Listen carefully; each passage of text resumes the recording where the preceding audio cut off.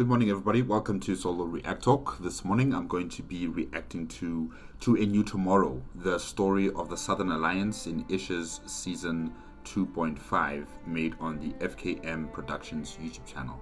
Yes, it's part of the POVs of the Ish 1000 player Rich and Poor experiment. And if you guys want to check out the entire point of view playlist created by Crayfish in Brazil, remember that the link for the playlist is going to be in the description below, as well as the original video of To A New Tomorrow, the story of the Southern Alliance in Ish's season 2.5. You'll find the link for it in the description, as well as FKM Productions YouTube channel. You'll also find the channel link in the description below. Yes. To A New Tomorrow, I remember Bright YouTube channel, Light Rocket, he was talking about a group called To A New Tomorrow, and Legacy did say that there is no relation between Fuluxion and this group called To A New Tomorrow. I was assuming as well that maybe there might be some sort of connection between Fuluxion and To A New Tomorrow, because it was very suspicious that To A New Tomorrow would be sending messages, and just a few minutes later, the assassination of the Island 2 leaders happened at Saparada's home. So it was very suspicious. But Legacy of Lunamara, stated that there is no connection between the two groups. So yes, hopefully in FKM Productions video, we'll be able to understand, what is To A New Tomorrow, and is there a relation of some sort between them and Fuluxion, and also the story of the Southern Alliance. The Southern Alliance, I knew about their existence from other POVs, but not from Ish's main video on the experiment. I haven't seen anyone from the Southern Alliance. I know it's the Southern Island, the largest piece of landmass in the southern region of the archipelago of Island 2, but I haven't seen anyone from that region, and none of the POVs that I've watched have really discussed about any nation or traveled to the southern island of the Southern Alliance. Yeah, no one has ever gone there. No one's ever talked about them. So it's kind of mysterious, and hopefully FKM Productions can, shed light on this, region that is not really well focused on, well advertised, well known to, many people within Island 2 and beyond. So yes, let's start with the reaction to A New Tomorrow, the story of the Southern Alliance in Ish's season 2.5. 3, 2, 1, go.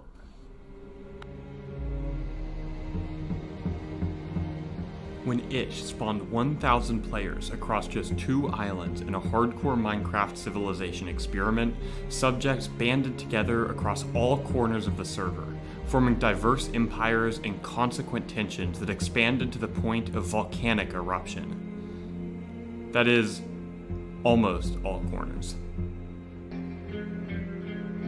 While most nations did indeed develop intentionally, gradually, and with respect for international balance, the southern island transformed from abandoned, uninhabitable exile into the largest and most contentious faction on the server overnight. Look at that. I think this is 1, 2, 3, 4. 4 nations within the Southern Alliance borders. I'm not sure if these 4 nations are part of the Southern Alliance or are they independent from the Southern Alliance, but yeah, Southern Alliance is huge. It covers majority of the Southern Island. Yeah, that's amazing. This is their story.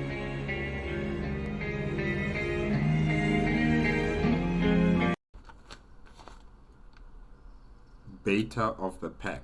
Okay.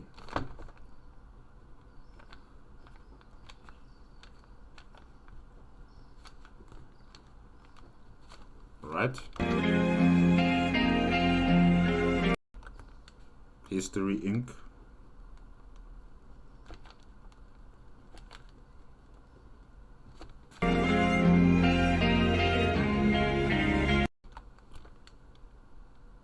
Ocho pass. Okay.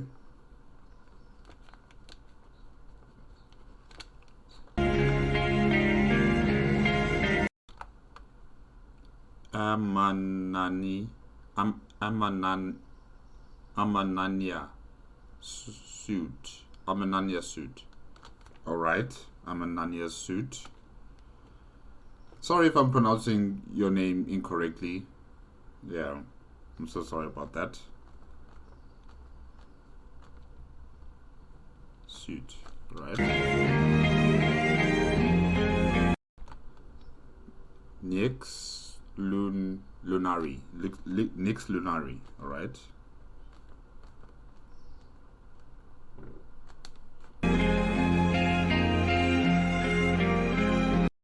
Nixie.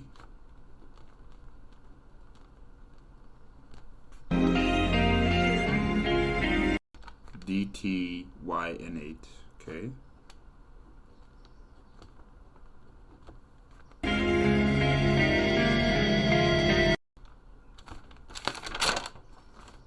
Jeff.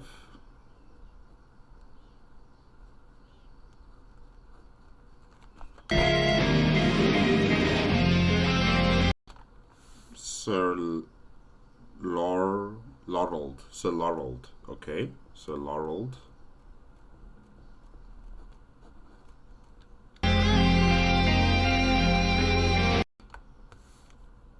Omega Architect. Alright.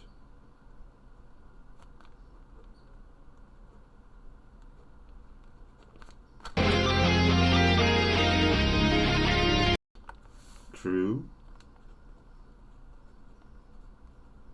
4 W's. Okay. Smugger.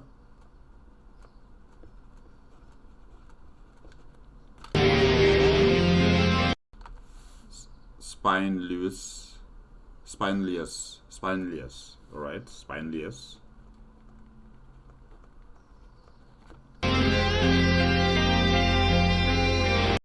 Pax Pandas.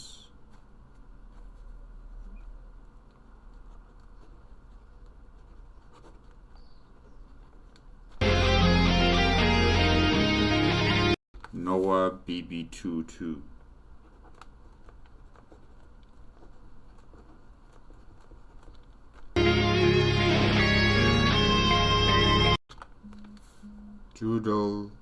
Doodle thy ramen.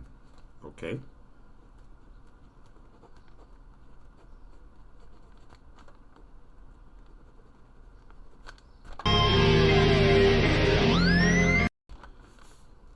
Yedun boy. Okay.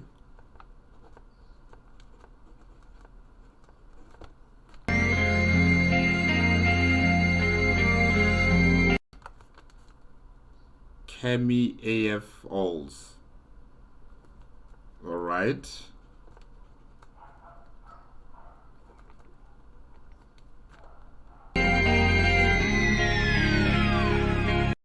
R0208.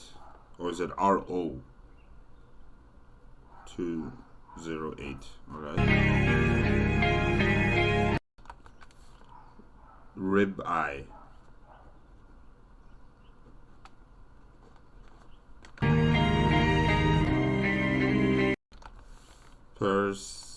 Percy TRV.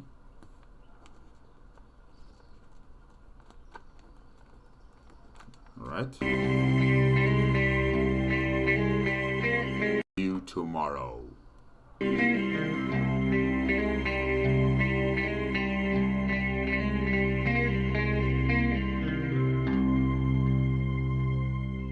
Oh, and I know videos about Ish's events have a phenomenal track record of finding the most beautiful royalty-free music you've ever heard for the soundtrack, but I was in a Pierce the Veil phase during the event, so that's all you're gonna get.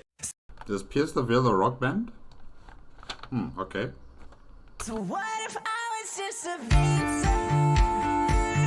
I woke up with the beach in front of me and a lush grove at my back. Players in Ish's experiment had been divided between two islands. Half were in the barren, unforgiving wastelands of Island 1, the other half in the resource-rich paradise of Island 2. Evidently, I was on the second island. I didn't stick around to admire the scenery for long. See, I entered this event wanting to be a philosopher. I would observe Really? the civilizations and their citizens from afar, reflect on their virtues and imperfections, and at last ascend to spread the perfect life I hope to discover. Oh, okay. Good luck with that. I don't know if anyone is really going to adhere to a new way of life. I don't know if anyone is going to be accepting a new political or social paradigm shift. But good luck. And when one thinks about philosopher vibes, one doesn't really think beach. I traveled inland, weaving through a dense dark oak forest until a clearing caught my eye. Oh, and stone. Yeah, this is the spot. It was large enough to construct a proper philosopher's cabin, and even had a built-in boulder that could be mined to provide the foundations for my home. As soon as the block-breaking permissions were finally enabled, I dashed to the nearest tree to begin work. But something slowed me down. Confronted with the size, the beauty, the sheer presence of the towering dark oak that now stood in front of me, I just couldn't bring myself to impersonally level it for my own selfish gain. Something about the encounter redirected me, and before I knew it, I found myself burrowed inside the tree. Wait, you are beta of the pack, right? Okay. Its trunk was now my walls, the boulder in front, a marker for the stone quarry that I had hollowed out underneath, the dark oak, my shelter, and not a tool to be converted into one. It seems my mind was made up for me. My cabin would still be built, but now it would be in connection with, and not at the expense of, the breathtaking environment surrounding it.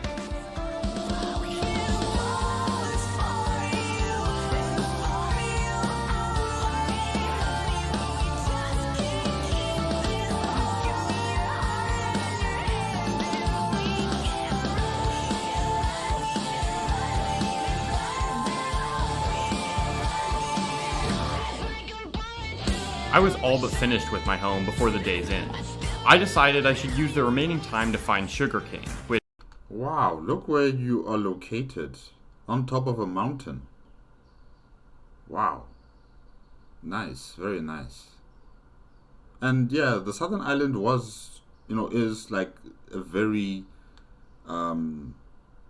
difficult terrain to navigate through because of the mountainous regions on the island, and as well as the dense forests and the swamps as well.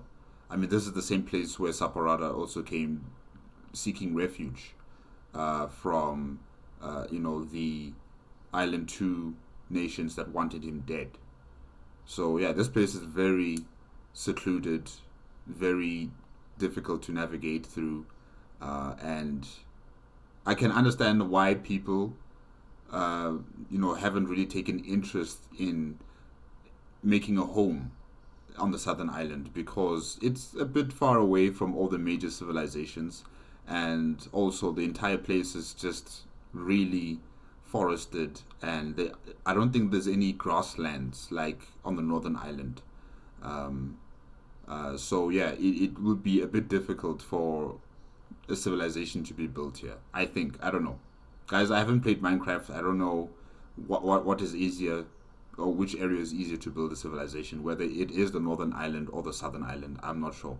But, clearly there are reasons why people haven't come to the southern island in numbers. Because the northern island and the middle island is packed, it's teeming with civilizations. which I would need to make paper for the philosophical books I planned to eventually publish. I went back to the beach where I had spawned, but with no crop in sight, I set off along the coastline. After some distance, some sugarcane finally appeared on the horizon. Just one problem: a homestead appeared behind it. The home's owner was out front, a player called History Inc. I approached History, cordial at first, hoping to convince him to lend me some of his stock. He was much more casual, offering a piece for free, just asking that I let him know if I found some carrots or potatoes later into the event. We found ourselves talking a bit more about our surroundings, our neighbors, and the kelp that crowded the sea. All of a sudden, oh, I already have plenty. Yeah, that will be the fuel source. Fuel source, fucking food source. Did you hear that? He said fuck. What an absolute legend. For saying fuck? This sounds like a joke, and it sort of is, but history's fuck really did stick with me. See, I had crossed paths with a couple other players before I met History, but it felt like they were either way too deep into the Civilization RP or way too concerned with the hardcore survival to interact with me as an actual person. I can understand that, but you should also understand that for them, these other players, they want to make this as a success as much as possible. I think you're going to need to talk to them, you're going to need to work with them, you're going to need to share the resources with them, and then maybe they will start to warm up with you and be close enough to you like a friend, and be welcoming and opening to you, and not just see you as a number or as just another contestant. I think with History Inc. you hit the jackpot. He's very open, he's very kind, he's very welcoming. He also seems very friendly. So, it was very easy for you two to, bond and have this fledgling friendship. But with other people, yes, it will be a bit difficult. It might take a bit of time. All you need is patience and, further teamwork, and you'll make friends. To them, I was no different than the other 1,000 citizens. History, though, by doing something as simple as letting a fuck fly, was signaling something more. He was willing to talk to me, and actually talk to me, not just at or past. For the first time, I didn't feel like I was just being treated as generic-ish experiment member number 867. I was being talked with as beta of the pack. I wrote down the coordinates to History's base, exchanged goodbyes, and returned home, making a mental note to take History some carrots, if I ever found any. As the first day wound to a close, I rested in my cabin, satisfied with my progress. I had a house, the materials to make a book, and, dare I say it, a friend. The server ended, and I logged off. I was excited with what had come so far, and thrilled to discover what tomorrow would bring.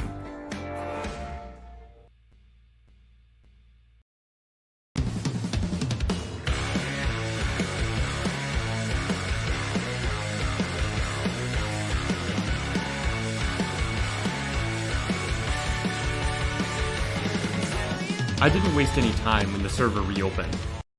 That's an interesting chimney design right there. I finished my cottage by adding some texturing and detail and then immediately departed. The campfires from my roof attracted a player named Nick C, who is a member of a nearby group called New Dawn, and I also wandered into a swamp near my home that belonged to a player named Le Frog.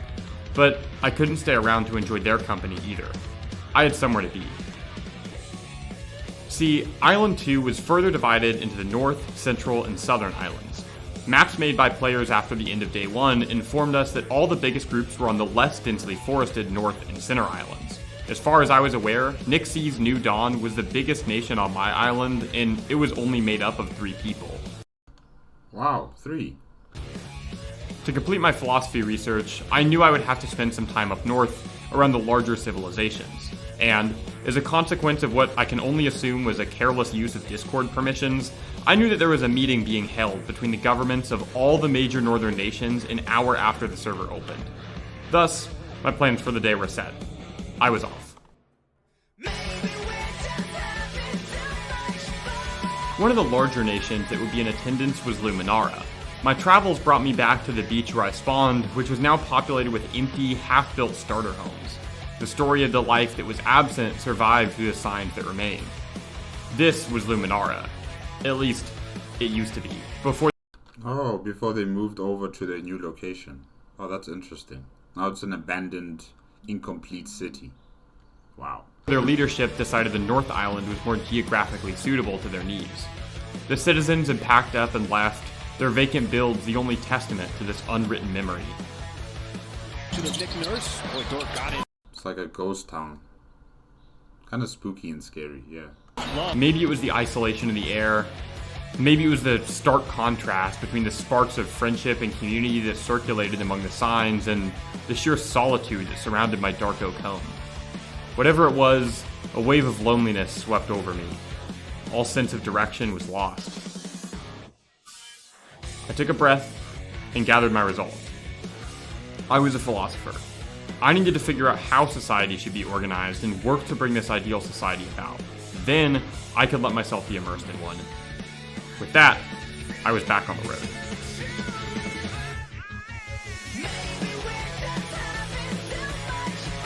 The meeting was being hosted by Tricolor, Island 2's most populous nation.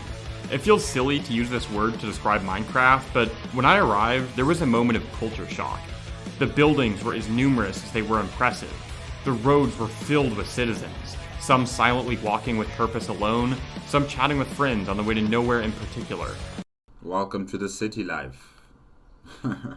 You come from a very rural region of Island 2, and yeah, it's going to be a culture shock to be entering into a cosmopolitan, buzzing with activity settlement. Luminara's ruins had left me feeling overwhelmed with lonesomeness. Tricolor had me feeling the exact opposite. I eventually found a large cluster of well-armored players in the middle of the town. Hey, Alkalan Ilk, Jofiel, Fuluxion. As I got close enough to hear their conversations, I could tell this was the international delegation I had traveled to see. I blended myself into their mix, and before long, the group was off to the location of the summit. All sorts of leaders from all sorts of nations gathered around the table, elevated on the platform. Various citizens crammed around the edges. Despite my decisive anti-government motivations for attendance, I burrowed underneath the platform, as to be out of the way of the procession. I was just here to write down everything these governments did wrong, so I could turn their populations against them in the coming days. I didn't need to be an inconvenience while doing it. I don't know if your plan is really going to succeed. Well, in fact, since I don't see any of your participation in Ish's video, I can safely assume that it never worked out. It's going to be very difficult to convince other people to change the way they live their lives within their larger society. It'll also be very difficult to convince the leadership of these various nations to change their political structure, their societal structure, in your image or in your ideal philosophical way.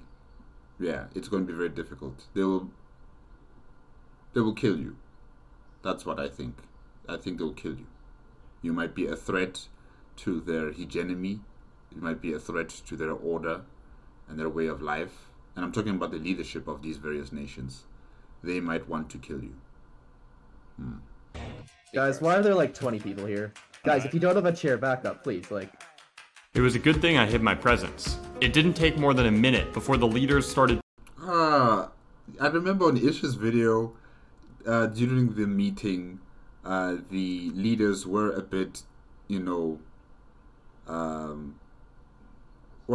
a bit worried because they sensed, or I don't know how, but they realized that there was someone under the table. So it's you. You were the guy who was under the table. Oh, wow. Okay. Demanding non-affiliated spectators leave the table so the meeting could proceed more safely and smoothly. Security and logistical concerns aside, the optics of yelling at your citizens, calling them casuals, and barring spectators from watching a deliberation that would certainly impact them was not the best look. I mean, this happens in the real world as well. When you think about the G8, or is it the G7, the G20, the United Nations Security Council, many organizations, BRICS as well. When the leaders come together to have a meeting, they kick out the media, they kick out other, public representatives or just people who want to watch. They kick out those people so that they can have a closed session meeting that will involve the nations that are being represented, in that meeting. So it's not really a surprise that they would kick out people who are not part of leadership and the media. It's not really a surprise at all. That's just the way things go. I found it ironic that the guards asked anyone who did not have a chair to back away from the table. I was taught it was good to bring those without existing power into the discussion. That's nice. Welcome to reality. Welcome to reality. That's a nice ideal right there. Really, it is. Not the other way around. I wasn't completely spared from the lockdown. One of Tricolor's guards found my under-platform spot and not so kindly gestured that I should leave. I settled on just relocating instead, resituating myself alongside but still under the platform's walls. The whole citizen removal thing wasn't a great start, but the real politics hadn't even begun. Surely things would get better. We have heard reports from Island 1 that they have very harsh sentiments towards our island for our luscious resources, and they have made plans of conquest already. These reports, are... It is unfortunate that the media houses on Island 2 and the media houses on Island 1 were not proactive in dispelling these reports, this propaganda push from certain groups or certain people who wanted to champion this notion that Island 1 was preparing for war against Island 2. It's unfortunate that the media houses did not set the record straight, because Island 1 has Daybreak Media, which has a monopoly over the entire island. On Island 2, there's multiple media houses. They have correspondence on both sides, whether Island 1 or Island 2. And, these reporters and journalists could have set the record straight that there are no reports from Island 1 that they are mobilizing for conflict. And on Island 2, they should not be worried of any potential, conflict that might occur once the barrier has come down, because the propaganda that you're seeing is just that. It's just a fallacy. It's propaganda. It's being riled up by a certain group of people, and they don't have authority or power on Island 1. The leaders of Island 1 were pretty clear that they are not interested in conflict. They are focusing on their own internal politics. But for some reason, the media houses were not proactive in relaying this information to the public and relaying this information to the leadership of the various nations on Island 1 and Island 2. They were more reactive than proactive. Do you think we're going to get pillaged? Yes, I think that as soon as they are able to, they will come here to subjugate us immediately.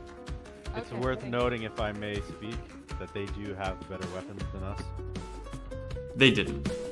Right away, it was clear what the purpose of this meeting would be. It was discovered that Island 1, for all their hardships, had exclusive access to netherite, and Island 2 leaders were panicking. The sources for their skepticism were dubious at best, but nonetheless, everyone seemed convinced that Island 1, blinded by envy and a lust for power, would raze Island 2's civilizations to the ground. As the leaders continued to terrify themselves, the guards discovered my new eavesdropping location. Strike 2. This time I decided to try a little harder. Once the guards had taken their eyes off me, I dug a tiny 1x2 hole under the wall and plugged the exit before tuning back into the conversation.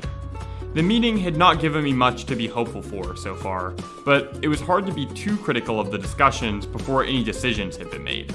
What would the leaders of the great nations of the North Island come up with? So I have proposed an island defense pact. So if any member of the pact is attacked, then all members will have to respond with military commitment and resource commitment to help and aid the nation in distress. Concerns with information security or potential threats aren't that controversial for a lot of people. Defense pacts, especially ones that involve the above two problems, are. Some leaders made more humanitarian offers of aid packages to Island 1, but they were immediately shut down, since others felt that they would be denied or weaponized by Island 1's own governments. The international stance of the northern nations was clear. The starving citizens on Island 1 could be sacrificed for political concerns.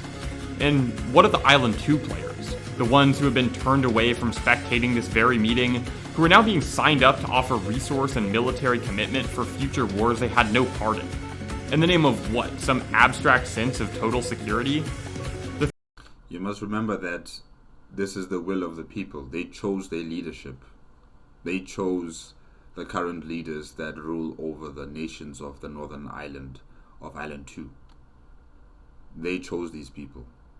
So whatever the leadership here decides on doing, the people will follow. Thoughts got a little too loud in my head. I barely noticed the sound of blocks, Or should I say the majority of people, they will follow their leadership. above my head breaking until the sunlight leaked in. I startled. Uh-oh. It was too late. The guards had found me again. They were less subtle in their request this time. I was outnumbered, outgeared, and watched as I fled into the hills I was directed towards. I convinced myself it wasn't a big deal. I had gotten plenty of good information, enough to share with, and maybe even persuade some of the citizens of the gathered nations. But as I retreated into the mountains, there was an uneasy feeling I couldn't quite quell. I had seen all I needed to, sure, but what did I find disagreeable about what I had seen? It was the nation's response to lock down at the first sign of possible danger, and what was I doing now? Was I really going to preach about the tyranny of the northern leaders banding together to deter a potential netherite-fueled invasion, just to find myself panic at a couple gestures from two players in iron armor? Fuck that. I was going back. I burrowed deep into the earth and tunneled my way back towards the meeting platform, until my underground dwelling was close enough that the leaders were in earshot again. And it's a good thing I decided to go back. A simple defensive pact is not going to work long term, nor will treaties of cooperation and trade. Gifts of aid and peace on their own are signs of weakness. So instead, we need to put aside our personal desires and unite regardless of democracy or autocracy. I'm suggesting that it may not happen today, it may not happen tomorrow, but we need to merge at some point or another to create a united island too. Regardless of our governments, of our personal identities, this is bigger than ourselves. You are 100% right. I think you have very reasons to be concerned about unification in general. But you're in a position where you are the closest people to the southern area, where you don't really have to change much. You're close enough. You can move like 50 blocks to the right or to the left closer to Tricolor and you're in a perfect position. You continue to be the president of your nation, and you'd basically have full autonomy but if you don't agree to the terms set at the table, you wouldn't have a voice at the council meeting. This was so sinister, I almost smiled as I heard it. As if everything I had overheard already wasn't enough, this unification plot wrapped it all up together. In ignorance and assimilation of national autonomy, explicit renunciation of individual interests in the name of a greater good, threatening to ostracize entire nations if they didn't move their entire populace closer to central command. The clues were there from the beginning, but this was a confirmation. For the northern nations, total military control was all that mattered. The lives and freedom of citizens was an expendable byproduct. The meeting adjourned. The leaders returned to their nations, and I, after backtracking through my tunnels, returned to my home. My thoughts raced as fast as my feet. I knew that the moment I logged off, I needed to furiously scribble down an account of what I had seen today. There was no time to waste. When the server opened tomorrow, I wanted to get my words enshrined in books, and the books spread around as quickly as possible. Island 2 was rapidly devolving into fascism, and I might be the only one that knew about it. I don't think they are descending or devolving into fascism because they had a vote, and Fuluxion lost that vote. All the nations would still stay as independent sovereign nations. Yes, they would have a defensive pact, but the first mission or objective of the northern nations of Island 2 was to have a diplomatic communication and economic trade with Island 1. That's what they voted on. They voted on a peaceful coexistence with Island 1 and a defensive pact should the need arise for it. and Felixion's plans for, collapsing all sovereign nations into one nation led by either a democratically voted authority or a autocratic society, with a military head. That idea or that suggestion by Fluxion has been shot down. So any notion of the nations heading to a fascist, policy is not correct. Yeah.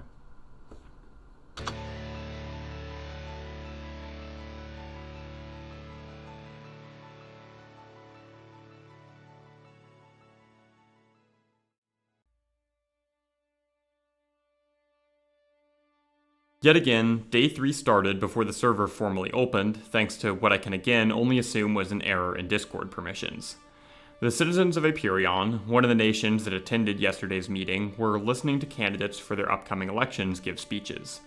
Aperion was the foremost country to resist the idea of total unification in the meeting, and so, sympathetic and curious, I joined the call with open ears. What I heard quickly changed my mind. The first speaker, a hopeful senator, announced plans to claim the entire southern island as an Aperion colony.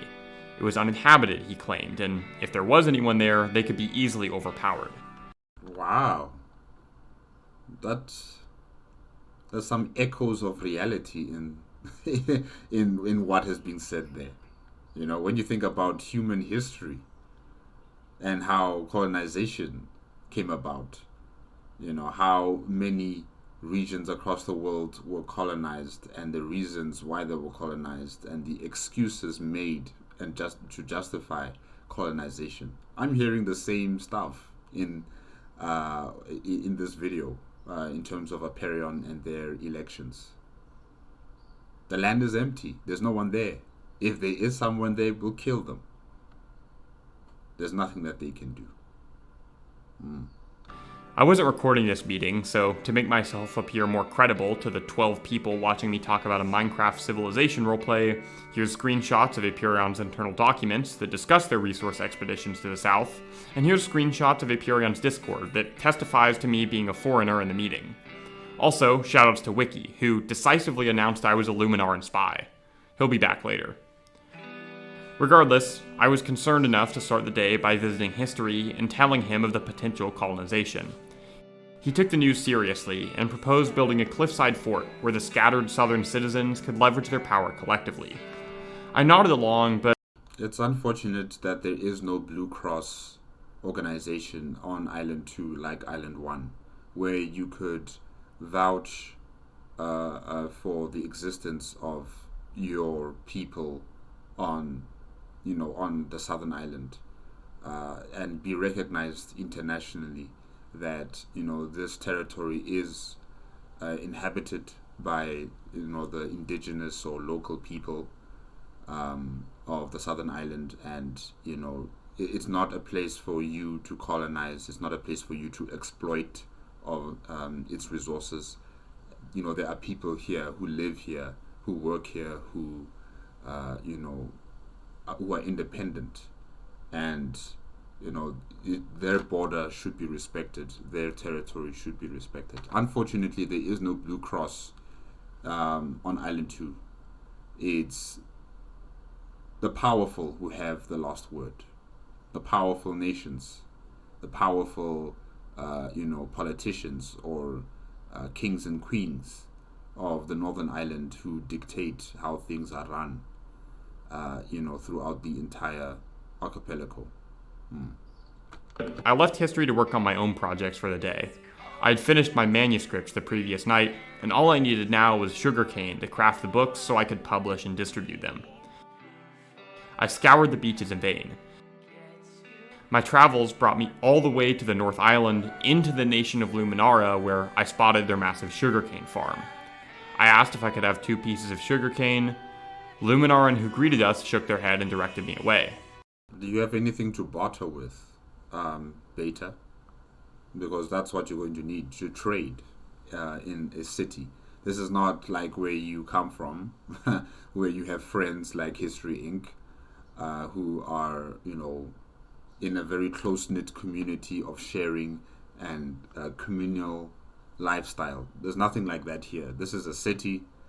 People need to survive and eat, and bartering is very important economic factor in this civilization. You have to have something, offer it up, and they might possibly also be able to give you sugarcane in return.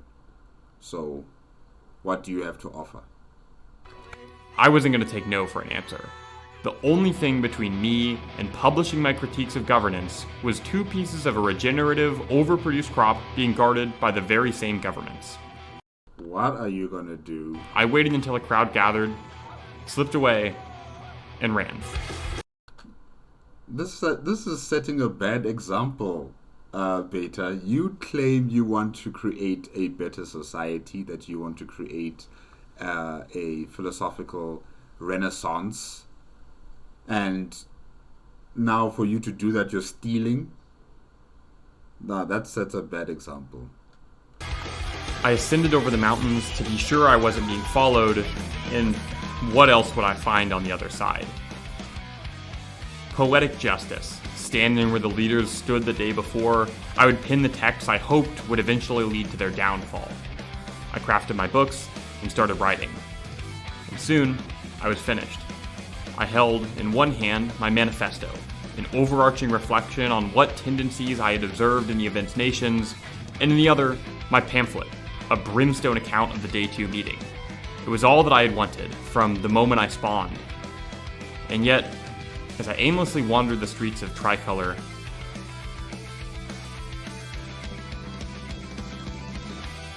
I felt empty.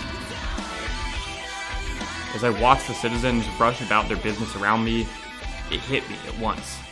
I had spent the last 3 days isolating myself from the world so I could figure out its inner workings. But figuring out how the world works is the easy part. Now I had to get people to care about it.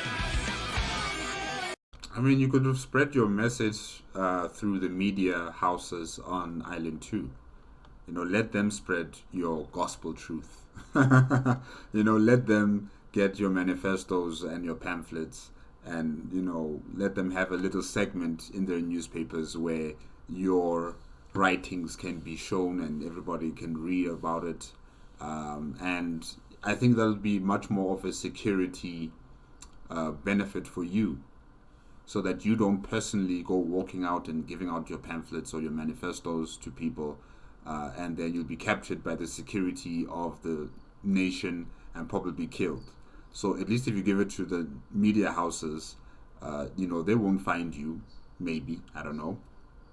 And, your message could spread far faster than you going door to door. Yeah. Aimless, I ventured to the Caste Coalition, one of the other nations that held more sympathetic positions during the Day 2 meeting, hoping to get an audience with their leader. I'm not sure what I even wanted out of this encounter. Help publishing and circulating my books? Caste to agree with my thoughts and dismantle their own government? Yeah, that's not going to happen. The Caste Coalition is an anarchist government. And in order to change the way people live in this country, you will have to convince the people, not Cass. Cass doesn't have power over her own people.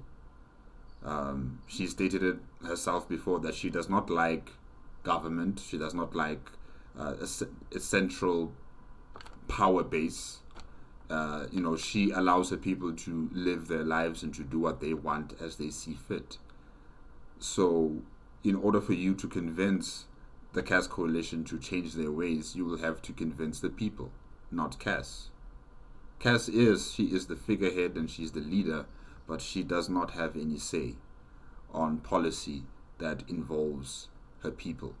She's tried it before in terms of the building code of the Cass Coalition, and the people of the Cass Coalition killed the inspector of housing development in the Cass Coalition. He was assassinated.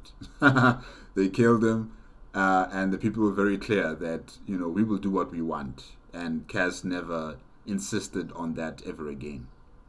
So yeah, good luck. I was waiting on a miracle, I suppose. Unfortunately, as I arrived on the Coalition's shore, someone else was already asking to meet with Cass. With nothing better to do, I listened to their conversation from a distance. Literally, gaslight y'all. Are you sure they're not just looking around saying hi? Because I know that I've sent Coalition members around to all the other nations just learning to, know the residents and all that. Are you sure it isn't that? What I heard made me think of Aperion's colonization plot against the southern island. It was so obvious. Why was I spending time chasing after citizens who seemed content to live in the comfort of the northern nations when it required me to leave behind the network of neighbors I was already communing with in the dispossessed south? I knew what I had to do. Grateful for the chance encounter, I turned my back on the Coalition and darted home. I rushed excitedly to History's homestead, eager to share my findings while lending assistance to his fort building and local gathering efforts. However, my elation wouldn't get a chance to last for very long. What I found was not History, but instead, Frog, who was leaving signs announcing that they were leaving the southern island to find more prospects for employment and land, as a way to tell History goodbye. Deflated again. I didn't feel much like talking to anyone for the rest of the day. I returned to my cabin where I would begin digging an underground tunnel for my strip-mined History's base. I figured it would make corresponding with him for the rest of the event easier, and he probably wouldn't mind the intrusion. More importantly, it was a task I could complete in solace. I was disappointed that History was out of the house, but unknown to me, History had been busy.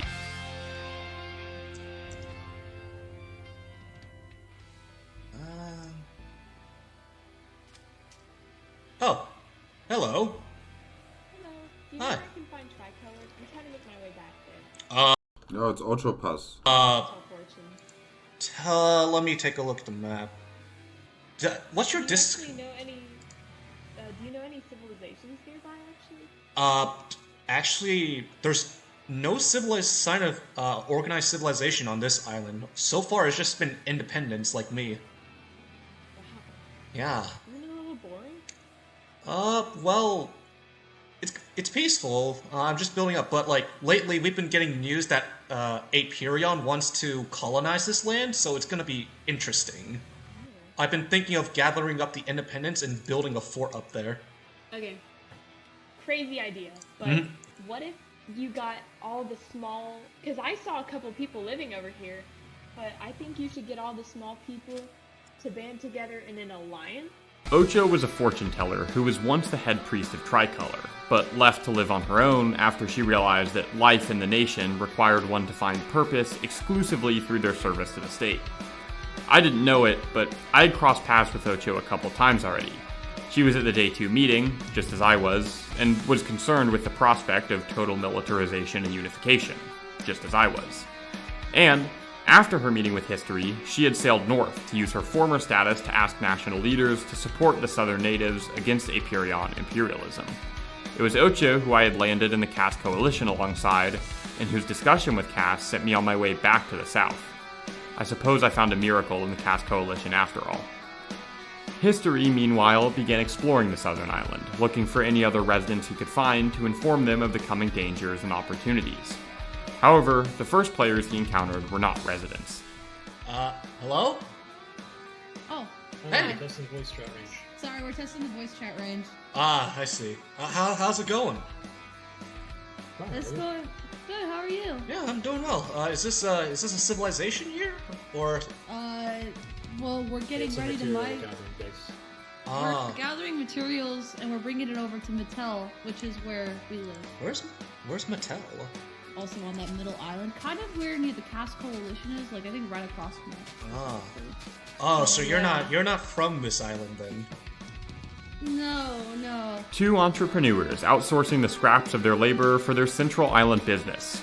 It's hardly a surprise that when History told them about his colonization concerns, they responded with a questionable agreement that the South might in fact be abandoned.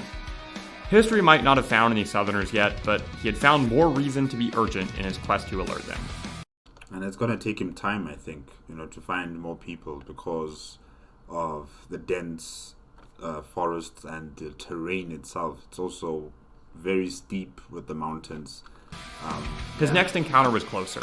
A path of half-destroyed floating trees led him to a ravaged forest, torn-up beach, and a signboard. must have been an instruction, location for one of the nations. Puran's logging division was here. As he processed this finding, a player approached. Sir Larold, he was called, and he explained history that he, along with 2 others, were moving away from their old home just outside Luminara. They were fleeing the political turmoil of the North Island, seeking refuge with a small group on the southern island who were working on a castle. Oh, that's interesting. Political refugees and just, refugees coming from many nations that are entering into turmoil because of the assassinations, because of the political instability that's occurring in the northern, nations on the northern island. Purely fueled by Feluxion and his co-conspirators.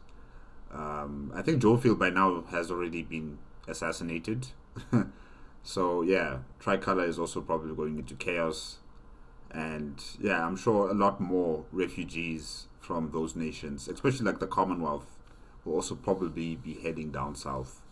But I think someone like Captain Light should have been here. I don't know if you guys remember Captain Light, who would cordon off vast tracts of land and, designated as a national park. Yeah, they need someone like that here on the southern island. Unfortunately, he was focused on the middle island and the southern islands belonging to the Canadian cartel, in creating a national park in those regions. Unfortunately, he didn't focus on the southern island, the main island in the south. If he did, I think it would have also helped the populace that live on the southern island to protect themselves from possible colonization or extraction points created by other nations, in their territory. Because he was really good, proficient, in making walls, and putting signages saying that this is a national park. So Captain Light would have been a good addition to this community of the southern island. Group was my neighbors, New Dawn. Larold's uprooting gave history an easy transition to speak about the North's imperialism, the living testament to their ecological devastation that served as the conversation's backdrop certainly helped his case. The roots of a new connection planted, the 2 left some counter messages on the signboard and departed their separate ways. History would go on to find a couple residencies on the island, but they were vacant, save for some signs in one that promoted a group called Bonzo. He also stumbled across a home in the swamp called the Soothsayer's Place. This soothsayer, unbeknownst to history at the time, was Ocho. The soothsayer and the truth speaker reconvened outside history's house. Ocho reported that the North, though supportive in their words, were unwilling to betray their alliances to lend support to the South or condemn the colonizers. History shared his somber news about Apurion's logging camp. Ocho, despite history's warnings that the server was about to close for the day, practically begged history to take her to the logging camp and set off before he could say no. Ocho eventually calmed down enough to realize she didn't know where she was going and let history take the lead. As he reoriented their direction, the 2 wandered across some familiar territory. I feel like Apurion shouldn't be able to colonize this land. Exploit the... Wait a minute, what's that? No. What is this place? And at the same time, through some unintelligible swirl of coincidence and fate, the pickaxe I was using to burrow to histories broke. I turned around and began climbing my stairwell to craft a replacement before resubmerging. Everything in the event had led to this moment. Ocho and I's encounter in the Caste Coalition, Ocho getting lost right outside history's base, my pickaxe breaking, 1,000 other minor decisions, even history saying fuck. Now, as I approached the surface, I heard voices. Wait, Beta! Yo, what's up? Yo! Yo! Wait, is this your house? Yeah.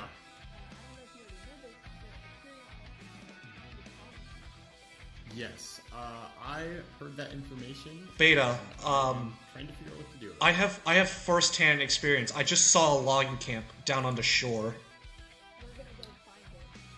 Okay, cool. Are you good if I come with? Yeah, sure.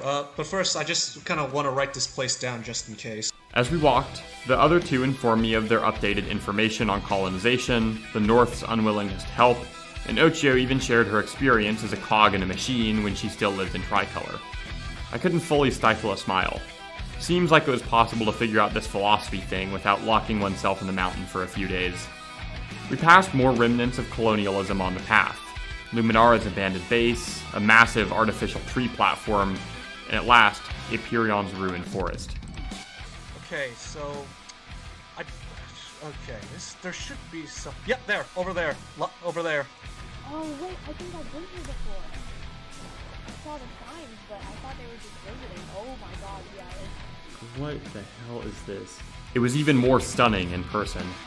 Dodging around deep holes, walking under levitating leaves, jumping over dead stumps. Without a word, all of us knew we were in agreement. The southern island was a reflection of us. Cast aside, instrumentalized, expendable to the north. One line of action seemed clear. It was time to connect up these exterior pieces and fight for their liberation. Honestly... And so it begins with the three of you. This is kind of cool, though. Just like, we formed because of the natural devastation of our beautiful home. We got to work right away, heading inland to find and inform more southern natives. Almost instantly, we saw the brightest sign of life yet, a fertile valley marked with a towering windmill. We approached, and then... Wait, are those people? The day had ended, and what a monumental day it was. I had published my books, my goal from the event's start. But more importantly, I had stumbled across History and Ocho, and made plans with them for the next day, and stayed up late on a call with History, half seriously planning guerrilla warfare trap tunnels, and realized that these little things mattered infinitely more than my books. For the first time in the event, I had stepped off my set path, immersed myself in the tangle of the thick woods, and somehow, here in the dirt and brush, progress seemed more possible than ever. And tomorrow, we would spread this mess as far as we could.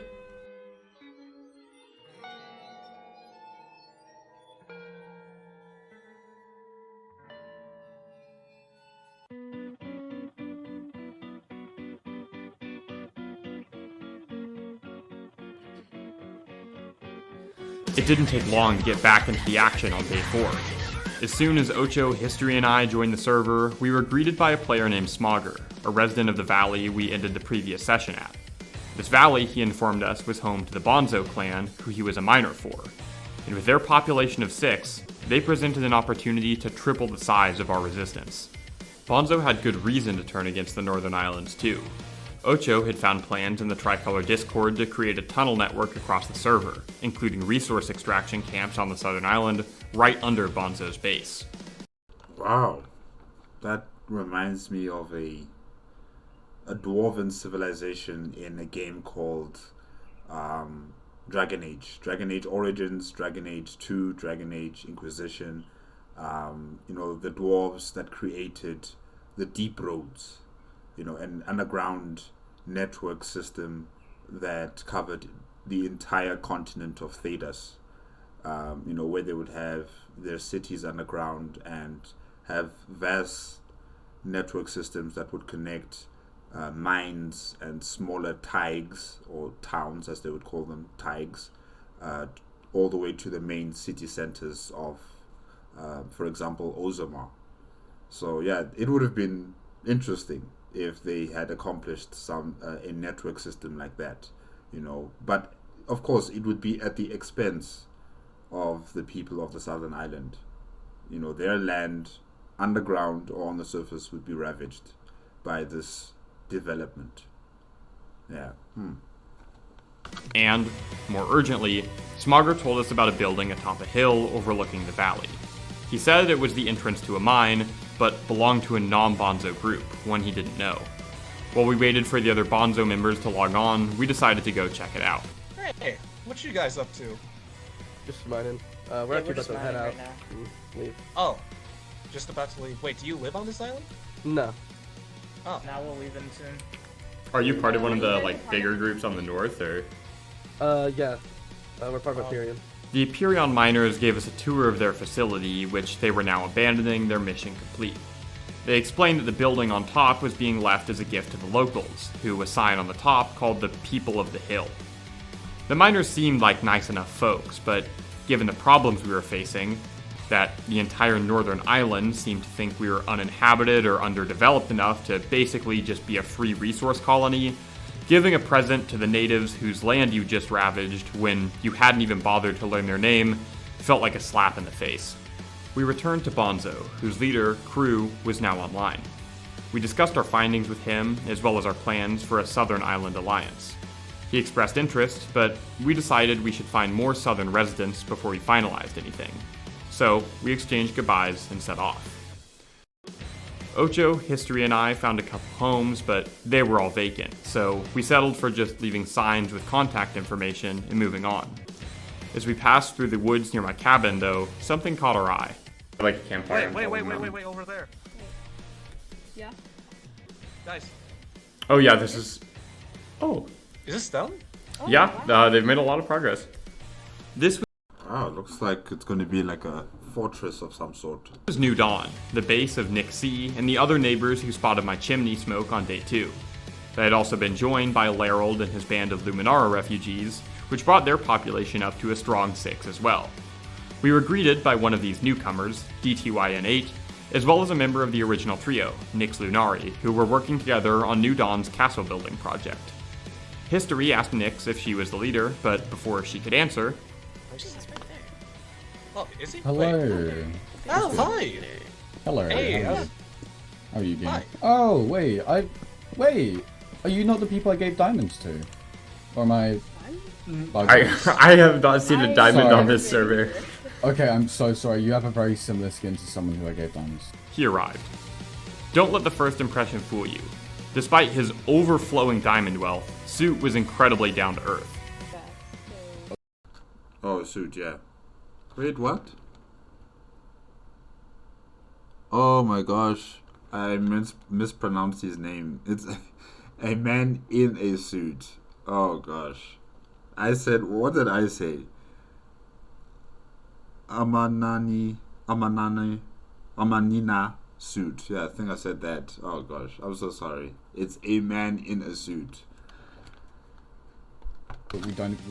This looks like a desk, and I thought it would be cool if I came down here. And, when we explained the colonization situation we were up against, he showed concern right away. How they're treating the island we live on is, in my opinion, disgusting, and I want to stop it. New Dawn was on board. In fact, they were so interested that Nyx dropped what she was doing and offered to make a meeting room in the castle, so that the Southerners could formalize our cooperation. While they did that, Ocho, History, and I set off for Bonzo to inform them of this meeting and to escort their delegation back. Before we left, Larold noticed the shimmering books in my hotbar, and I was all too eager to let my manifestos circle the group. What does it say? What does it say? There's 36. Yeah, it's we cooked a little too hard. Most people just made comments about how absurdly long they were. That's a problem I don't know if I'll ever resolve. Before long, we returned with Bonzo, as well as a couple of the independent residents we'd left signs in the homes of.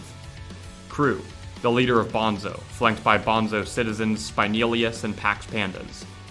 Yedumboy, one half of the Labibia librarian duo. The hosts, New Dawn, represented by Suit, Nyx, DTYN, Larold, and Odd Jeff, Ocho, History, and myself. Gathered around the table in Nyx's half-built sanctuary, the inaugural meeting of the Southern Alliance was underway. I think what I want to discuss then is, do we want to form a giant group then? Just because Beta and Ocho and I have been debating how we want to go about this, and we were thinking of a loose coalition that we're free to do whatever we want, but we put we put our collective political power together. The first proposition was not a controversial one. All of us were being affected by the North's careless resource extraction, environmental degradation, and colonization plans. It was obvious then that all of us were in support of leveraging our collective power to ward off these injustices. The second order of business was closely related. In our estimation, a large factor causing our mistreatment was the perception that the Southern Island was abandoned. We brainstormed a variety of projects that could help dispel this rumor. Building up our bases, reaching out to diplomats of northern nations, developing the ruined East Coast beach for international visitors. The biggest... Nice. You might actually start competing with Bobbyland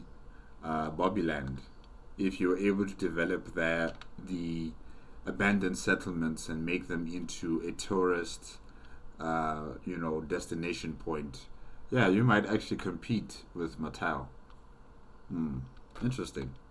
Though, was to contact the International Cartography Hub. They had kept an updated geopolitical map of the event, but the southern island really? Wow. Remained totally empty.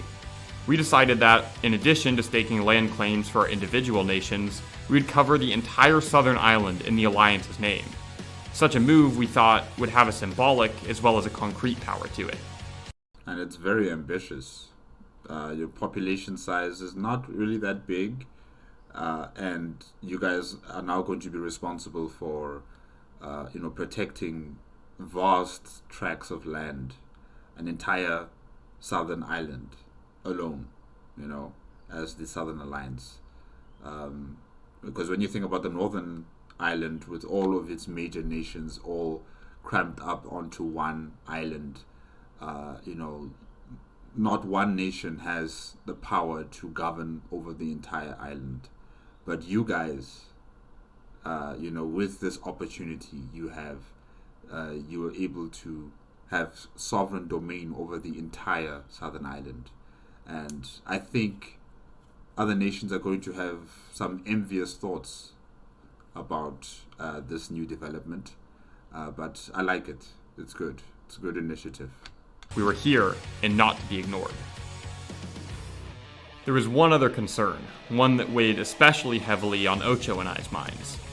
Both of us had attended the North's Day 2 meeting.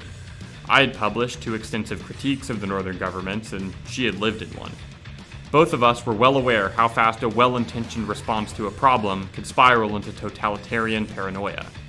We wanted to make sure that, however noble the Southern Alliance's cause, we didn't bind the Southerners to battles they had no interest in, incite leadership and authority quarrels, or do any of the other things that had turned us away from the North in the first place.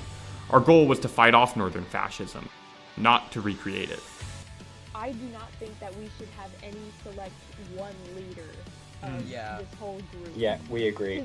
Because your individual groups may have their own select leaders, which will be like, So the council will be the leadership. The council will be the heads of state. All of them will be representing the Southern Alliance. Okay. But you guys have to make sure that you're all on the same page when it comes to international diplomacy, when it comes to international trade, when it comes to responsibilities within the Southern Alliance. You're going to have continued, meetings so that you all understand what is the mandate of the Southern Alliance coalition government. So that when international visitors or leaders come to your people to ask questions, you don't have to say, well, I don't know the answer to that question. I have to first go talk with the council and I'll have to hear what they have to say. At least have the basics solidified, have the mandate understood by everybody, so that when you do meet up with those people, you'll be able to give them a clear answer on where the Southern Alliance stands on various topics. Yeah. So make sure that everybody is apprised to the information pertaining to the Southern Alliance, and so that when they do venture out or when they receive guests, they're able to clearly, categorically state, what is the position of the Southern Alliance on this particular issue. Yeah. your own place, but everyone else should... I honestly, I don't know about y'all, but I think what we have right now seems to be fine as a form of leadership. Thankfully, everyone agreed. The Southern Alliance, it was stressed, would not have any rules or obligations that required anything of any of its members. It would always be open to, and indeed actively recruit new citizens to join. and there would be no single leader, opting for a democratic diffusion of power. The Southern Alliance would not be another instance of the people working for their government. This would be a government that worked for the people. The meeting adjourned, with all of the attendees hopeful for a brighter future. Nick suggested we celebrate with the recitation of a New Dawn tradition, To a New Tomorrow. Such a tea message. So this is how it started. So definitely they have no connection with Feluxion and his plans for the Northern Island 2 nation leaders. Yeah, they have no connection. It was just one big coincidence that, you know, they would be sending To a New Tomorrow, and then a few seconds later the assassination of the leaders in Saparada's home would commence. Yeah. And To a New Tomorrow 07, and then we're gonna just coordinate it. Yeah. Are you guys ready? Mm-hmm. Yeah, ready? 2, 3, 1. GP! Hell yeah! That's great. Also, we were able to spread some anti-Aperion propaganda near the logging site. Just a little sign. A couple signs. What the? Oh my god! What the hell? Just our luck that our chat span happened seconds before a mass assassination of Northern Island leaders, who were having their own meeting at the same time as ours. Oh well, I'm sure that won't cause any problems later on. Everyone spent the rest of the day going about their personal tasks. Ocho, History, and I went back to searching for other southern natives, which brought us to the house of Row 208, who had let Ocho stay with him on day 2, and Nezulit, a citizen of the Central Island Commonwealth who was setting up a fort in the southern jungle. Keeping our colonization tensions concealed, we took shelter with Nezulit and logged off the server for the night. Only to find that the Discord servers for the event were up in flames. The northern citizens, furious with the mass death of their leaders, were looking for anyone and everyone to blame. And it just so happened that the group of political exiles who chanted in chat right before the executions made a persuasive target. Most of the Southern Alliance members worked frantically to share our side of the story, proving our alibi and innocence. I stayed back and let the others take care of this for a bit, until, after a while, something caught my eye. The Southern Alliance, because of our suspected role in the anti-North assassinations, was contacted by the Aperion Underground Society. This group, frustrated with Aperion's leadership, was plotting a revolution to overthrow their provisionary crisis government. This wasn't directly connected to any Alliance plans and was extremely risky. Maybe it was the residual vision of a revolution that floated through the pages of my manifesto. Maybe it was the hatred for Aperion that burned brighter as each new transgression was exposed. Whatever it was, I knew that I had a lust for this anti-Aperion revolution, one that I couldn't ignore. No, do not entertain this, new developments happening in Aperion. Don't do that. You will involve the Southern Alliance in, your interests, and you should not be doing that. You are now part of leadership, Beta. You have responsibilities to the people of the Southern Alliance. You cannot interfere in the machinations of another nation. Don't do that. Because once the dust is settled from this revolution or coup, many nations are going to be looking at the Southern Alliance with suspicion. Whether the coup succeeds or not, and they find information that there was, an involvement of a leader from the Southern Alliance in the coup plots, I'm telling you, it's going to cause a lot of attention towards the Southern Alliance, and it's the type of attention you don't want. You just don't want that type of attention. Your population is very small compared to the northern nation empires. If they decide that they're going to attack you for the reasoning of, your involvement in their internal politics and internal, societal strife, they will see you as a threat, and they might want to kill you and completely destroy the Southern Alliance.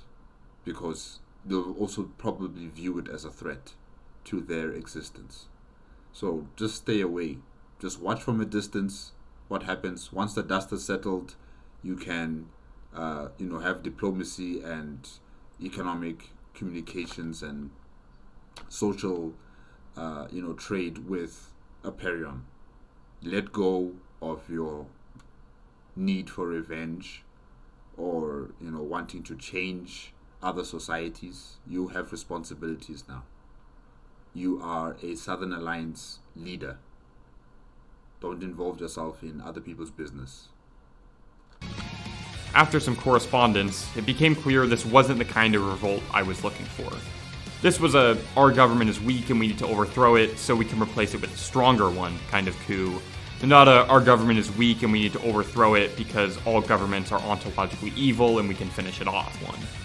I cut communication with the underground, and it's a good thing I did, too. The revolution, as revolutions that post their recruitment in public Discord channels tend to do, was discovered, and Aperion's government made quick execution plans. Thankfully, the Southern Alliance dodged any sentencing, but there was certainly some suspicion and disdain for us due to our association with the coup.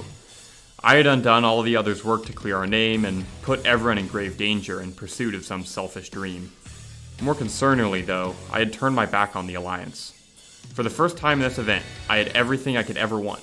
Social support, a group with a shared political vision, friends, and more, right in front of me, and I was still chasing something greater. It seems that, though my philosophy books were finished, I was not finished with the philosopher's tendency to view everything as a problem to be corrected, or the pursuit of a better world at the expense of this one. With this somber reflection, I knew what needed to be done. As I at last went to sleep for the night, I laid the remainder of the philosopher inside me to rest as well. No more of Good. the pulling myself out of the event to critique it. If I was going to break down walls in the experiment, I needed to break down my walls with it, too. I had found the kind of nation I wanted to live in, the kind of people I would like to fight beside. Now, I just needed to do what I could to help them flourish and grow. Tomorrow will be a new start. I guess that's what the Southern Alliance was all about.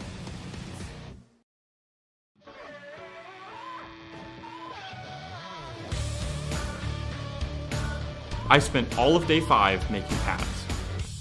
The Southern Alliance had a quick Discord meeting to plan tasks before the server opened for the day, and when it became clear that people were mostly working on their personal build projects, I figured, my personal projects basically completed, that I'd be helpful to the group. Starting from the ruined beach, I was able to make above-ground roads to New Dawn's castle, my dark oak cabin, and about halfway to Bonzo before the 2-hour session expired. It was surprisingly soothing and gave me a great opportunity to take in the beautiful scenery of the southern island. Besides, it was a needed contrast from the last couple days. Improved public infrastructure wasn't the only development the Southern Alliance made. As Ocho History and I returned from the fortress we logged off at, we met up with Row 208, the player who sheltered Ocho on the second night. Row, having received our messages from the previous day, was now a Southern Alliance member, as was the perfectly sane friend he introduced us to, Ribeye. The population growth only assisted with the bigger move we made that day, a land claim on the map. Hoping to make our presence known and respected among northern nations, we got smaller borders drawn around the Alliance's component nations, and blanketed the rest of the island under our banner. The claim certainly got our existence recognized. However, you guys are now officially the biggest nation between Island 1 and Island 2. You guys are the biggest nation. Definitely. The biggest nation with the smallest population. Very interesting. Reception was controversial. Our intent wasn't to start beef with the rest of the server. In fact, given the invasion threats we'd been getting, we were sort of trying to prevent exactly that. The Alliance had come up with an idea, one we hoped would mend international tensions, while also enlisting help from the northern nations in repairing the damages they'd caused. We planned to host a cultural exchange festival of sorts. We thought inviting citizens from across Island 2 to the eastern beach, where the resource extractions occurred, would create a better sense of community, while also generating sympathy for the environmental destruction that might motivate Northerners to work with us in cleaning it up in a non-provocative way. So, during Day 5, the Alliance started work on refurbishing the Seaside Festival location. The most significant progression for the Southern Alliance, though, was happening up north.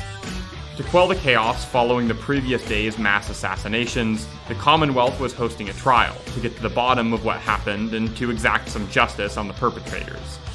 Given the coincidental timing of our celebratory chant, we had been asked to defend ourselves. Viewing it as a good opportunity to clear the air, and to reaffirm our presence on the international stage, we sent a diverse delegation, Odd Jeff of New Dawn, Spinelius of Bonzo, and Ocho, to speak on our behalf. As impossible as it might seem, and we do have evidence to support this, the spamming of the To a New Tomorrow was accidentally said at the wrong time, and we do mean that. Then what was the occasion for the statements that you made? The complete intention of the coalition was to keep people from destroying the island. The only reason we formed it, again, keep people from chopping down the trees and leaving behind dust for us to deal with. We were celebrating our alliance into a banquet, and thanks to horrible timing, when we stated our chant, the senators were killed. Despite the hiccups, our defense was convincing enough to get us excused. This was monumental for our international relations. The threat of northern invasion was all but gone, and based on the impression we made, imperial resource extraction was likely on the way out as well. Good, very good. The guilty verdict fell on the head of Saparata, the neutral moderator of the deadly Day 4 meeting. However, as he was escorted to the gallows, in what can only be described as a simultaneous severe lapse in judgment of the entire Commonwealth military force, he escaped. The Southern Alliance didn't have much of a reason to care about Saps. He had no ties to the Alliance, and his death would even diminish or redirect the North's hostilities towards us. But, for some reason, the Alliance seemed to side with him. Without any discussion or coordination, Spine and I both messaged Saps to offer the Southern Island dense forest as a refuge, and when Roe discovered Saps was hiding at his own house, he guided Saps to the parts of the Southern Island that were still untouched by settlement. To protect. You guys are playing with fire here. I get it, trying to help someone who's innocent until proven otherwise, but yeah, you're playing with fire here.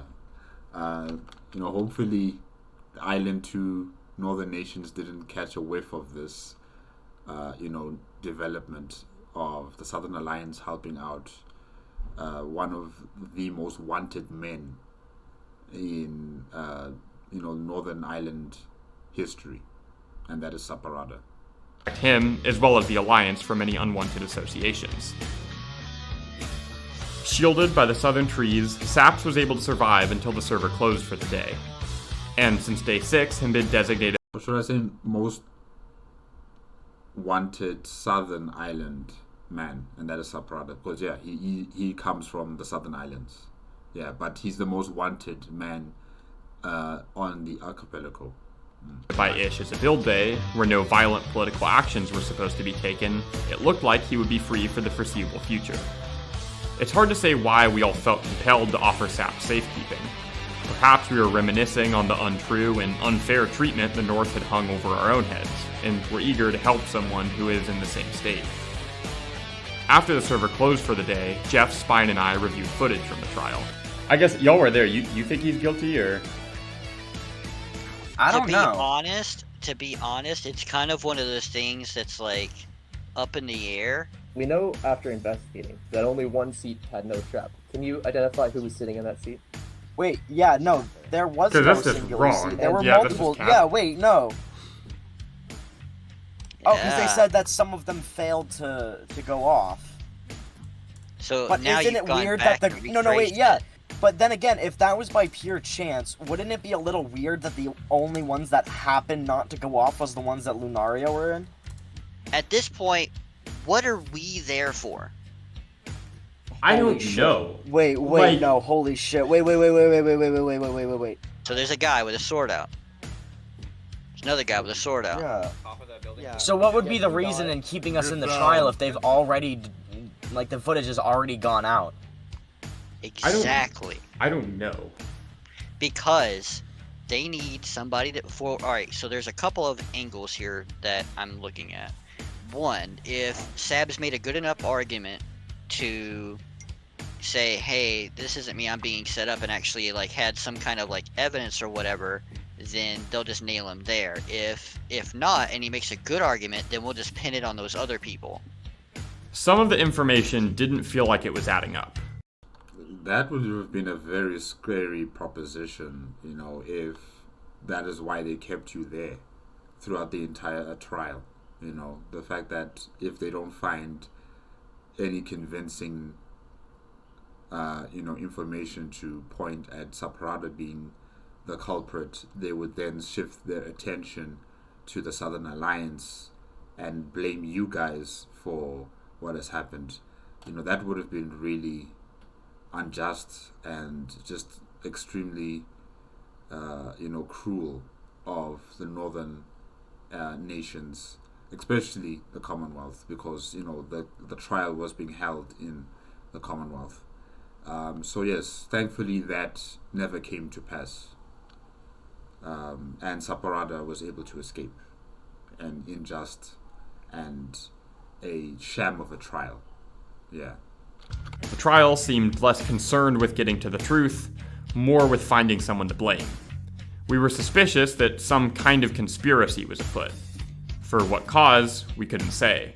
But to us, it seemed like the Northern Island was boiling with bloodlust. And now, we were in the middle of it.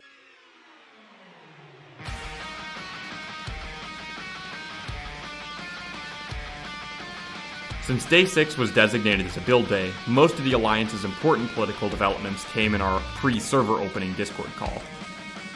Aperion had been trying to put their Imperial past behind them, and was looking forwards to forming some kind of military and trade relationship with us.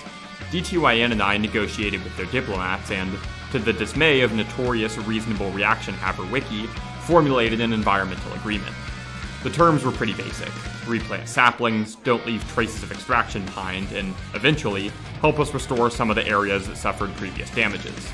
And Aperion's reception felt a little tongue-in-cheek, less like they had any remorse, understanding, or sympathy for our condition, and more like they just wanted to neutralize us as an enemy and get their reparations over with.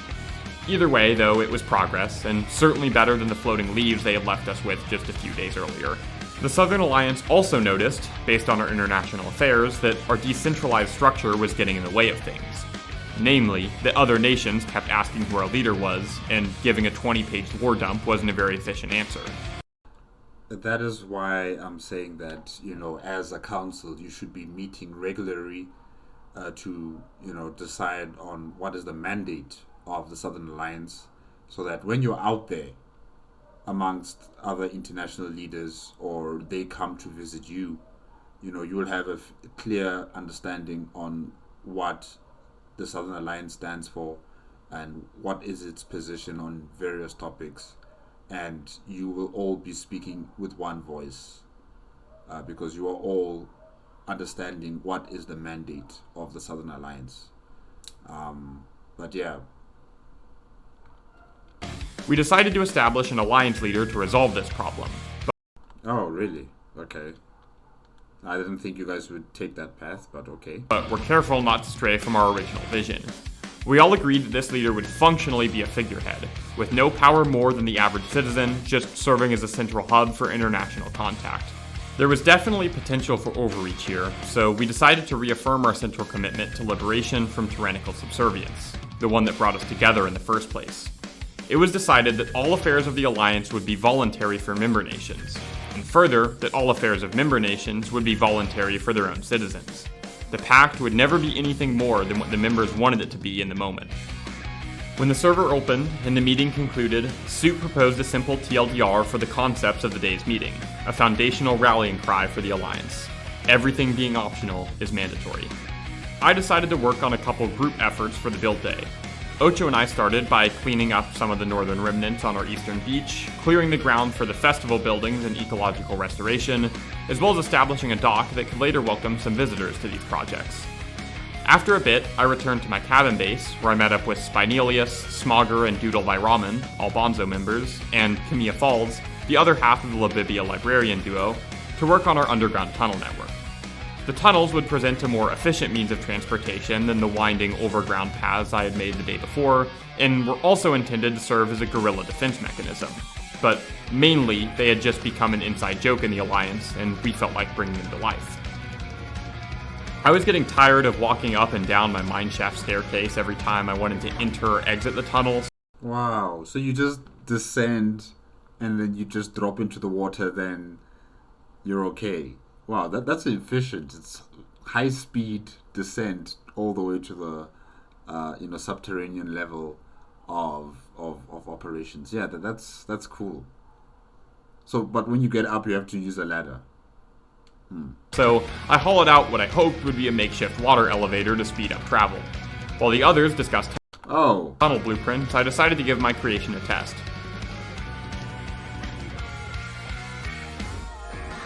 Oh, this is cool.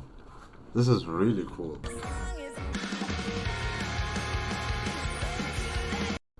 Wait a minute. What?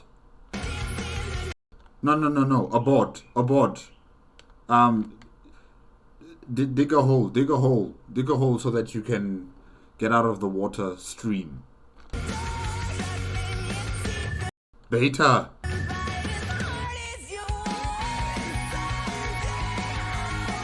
I probably didn't have to die. If I was more proactive, I probably could have broken down the walls to get a breath of air. God damn it, Beta. Really? When I watched the footage back, I realized my inventory also had a sign, which I could have used to make a temporary air pocket. I guess you panicked. Yeah. My last moment on the server is spent hovering the disconnect button, considering the panic option of repeatedly logging out and logging back in to use spawn invincibility frames to swim to safety, before, for whatever reason, deciding against it. Spine suggested I try to get a revive, since it was a build day. Though I doubt the conditions surrounding my death were enough to make such an appeal anyways, I never bothered to try. For whatever reason, I had You should have tried. An odd sense of contentment about my death. On one hand, this event had been consuming every waking moment of my life, and it was sort of freeing to be able to do actual things again. But it was more than that. There was an air of comedy, of irony, of serenity surrounding my death that made it quite spectacular in its own right. It wasn't meaningful, not in connection to any broader goal, which I bet I would have hated just a few days ago. Drowning due to your own incompetence is hardly grounds to be a revolutionary martyr. But immersed in the Southern Alliance, nothing needed to be connected to any broader goal. In fact, the point was kind of that it wasn't. There was a sense of community, of lightheartedness, of joy floating about the southern beaches and dark oak trees that made it easy to look upon all the hardships, the misfortunes, the injustices of the event, and to smile at them, and to keep moving, even at death. Just a few days ago, dying seemed like the worst possible thing that could happen in the event. But now, surrounded by the walls of the Southern Alliance, it didn't seem too bad. Yeah, I guess so. I mean, you did contribute a lot to the development of the Southern Alliance. And you're one of the founding members who started it out. So you contributed a lot. And I guess there are no regrets. Right? The Alliance didn't stop without me. History finished his build day project, recreating some Easter Island statue heads as a good omen and a sign of civilization on the island's shore. Nice. History then joined up with the tunnel group, the ones who had witnessed my demise, to help them extend their network. By the end of the day, the tunnels connected most of the major Southern Alliance landmarks. History's homestead, my cabin, the Bonzo base, the Labibia Librarian's homes, Omega Architects' Crimson Horizon outpost. That is cool. Looks like a treehouse. Oh, that was nice, yeah. Eastern shoreline, New Dawn's castle. After all that, History met up with Ocho to do some more work restoring the beach. In the castle of New Dawn, the one that was the object of 6 days of grinding, the testament to the flourishing and strength of life on this island, the one that, in its half-completed state, hosted the meeting that started it all, was now complete. Well done, everybody. Well done. The Alliance didn't totally disregard my death either, though. Oh no. Fuck. Of all days? Shit. History immediately took up my political role, entering into environmental discussions with Aperion diplomats and political agreements with larger nations. His unwillingness to commit to their restrictive mandates, his refusal to compromise or yield, it seems that some of my dispositions might have rubbed off on him. Ocho had abandoned... Even in death, Beta, even in death, your teachings, your contribution, continues to live on. You have multiplied as a person, as an individual of the Southern Alliance. You have multiplied. So you're not really dead. You're still here. And it is reflected in the people of the Southern Alliance. Especially History Inc. Yeah. In her beach post to rush to the scene of my death, where she recovered my belongings to construct a grave. Sculpted into the landscape, into the rock that first gave me pause as I explored the forest on the first day, is a stone structure, brandishing my now twice zombified head. Enshrined into the rock, may your teachings live on. Oh, that's so nice. That is so nice. And those teachings found a place, too. I had lost track of them ever since I passed them around for reading at the Day 4 gathering, but someone hadn't. For if one downloads the archive server, as it appeared at the conclusion of Day 6, if one visits the mighty castle of New Dawn, they'll find, sectioned off on the 3rd floor, tucked away in the corner of a bedroom, a hollow space titled DTYN's Scheming Room, and a bookshelf within it. And on this shelf, there is a single book. And this book...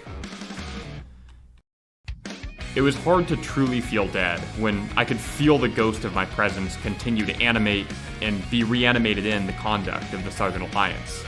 My spirit had not been removed from their flow, even if my body might have. My story might have come to an end, but it felt more like my story had just merged into the Southern Alliance's mythical current, and the Alliance's story was just beginning. After the map claim, trial, and Day 6 developments, the Southern Alliance was no longer an exterior group for other nations to work around, but a real international presence to work with. However, though this meant our colonization concerns were all but over, we now had to deal with the responsibilities that came from the international sphere. The first order of business was elections for the Southern Alliance's public-facing leader. After some compelling speeches, not only would I treat each of you as your own person, but I'd treat each of you as your own leader in some aspects.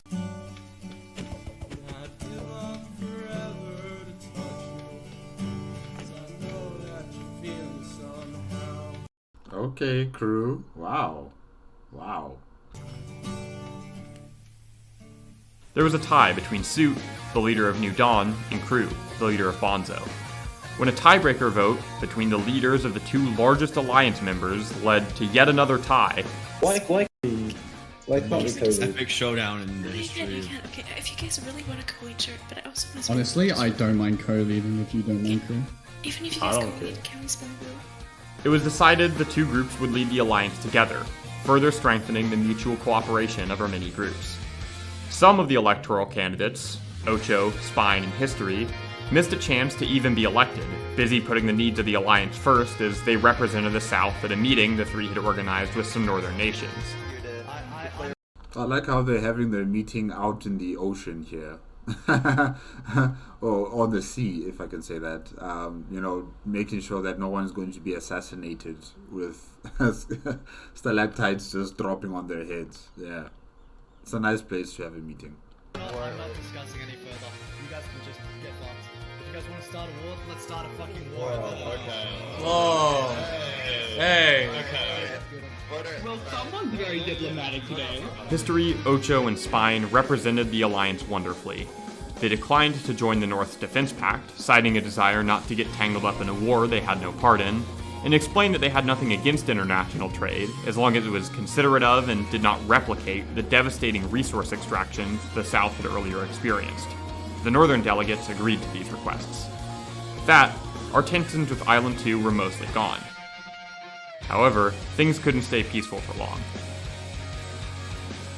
Day 7 also marked the day that the border separating Island 2 from Island 1 finally fell. so the Alliance now had to prepare for a whole new set of problems.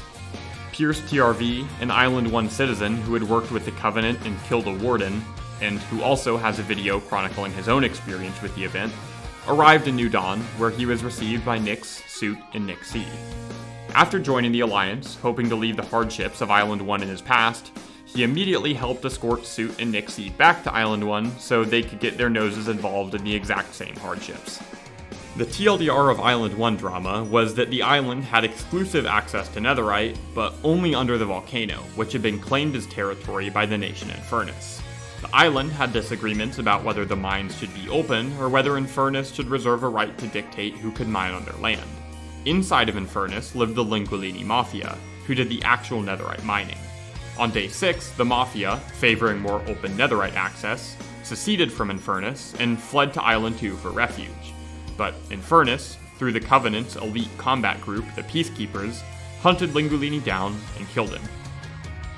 And not just Lingualini, his entire Mafia. I think there were only 2 or 3 survivors left. Yeah. The meeting that Pierce was escorting the Alliance to was an international summit on whether Infernus, and those associated with their killing, should be placed on trial. The Blue Cross. The vote was unanimous yes. Pierce, Nyx, Suit, and Nick C would then return to Island 1 for the trial the following day. The trial then went to shit, the judge stormed out, and the tensions surrounding the Infernus situation were entirely unresolved. In a desperate attempt at peace, the Southern Alliance delegation met up with Island 1's West Helm, Saparata, and the Covenant Peacekeepers to form a loose agreement. But it was clear that these commitments were unstable. It was only a matter of time until the patchwork on the dam broke, and the entire server flooded into madness. Now, the Southern Alliance was right in the middle of it.